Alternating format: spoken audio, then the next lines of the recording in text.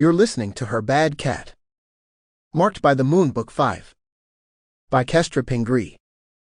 Auto-narrated by Google's Morgan, Mia, Michelle, Maxwell, Marcus, Madeline, Mike, Madison, Matt, Mason, and Melissa.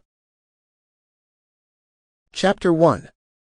Ethan Street's lungs burned as he ran in the snow and slid on the ice without ever losing his balance. The old warehouses disappeared behind him one by one as he searched for the one that held half of his heart. His lungs felt like they were going to burst.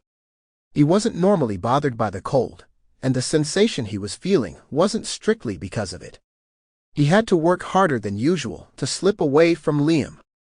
It was something that was getting harder all the time, but he managed, and Mason Walker was waiting for him. That was the only thing that mattered right now. Mason was waiting for him. And everything was falling apart. Outsider shifters popped up out of nowhere and started causing trouble with Five Claws. No one messed with Five Claws. They owned Brooklyn, and Liam had ruled unchallenged for Ethan's 18 years of life and longer. He did and took what he wanted. People were too scared to speak out against him. Shifters weren't widely known to humans, but everyone knew Liam and his gang were a crew of monsters. No one was brave enough, or stupid enough, to do anything about it. When they tried to resist, he snuffed out the fire. He ruled. He ruled and ruled and ruled. The Black Panther King. Then those outsiders came, powerful and challenging. Five Claws was getting demolished. Truthfully, Ethan was rooting for the outsiders, shifters he knew nothing about.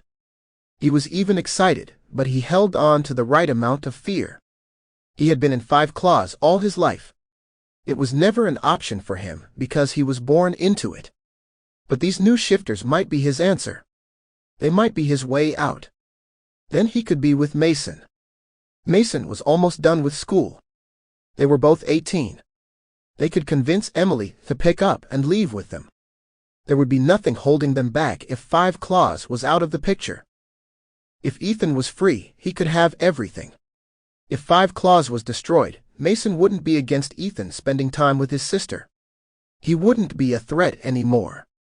He wouldn't have to see her in secret behind Mason's back like he had been for months. Ethan loved them both, Mason and Emily, more than anything in this world.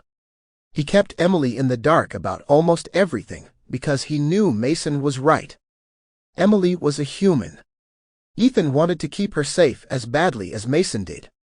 But the one thing he couldn't do was stay away from her.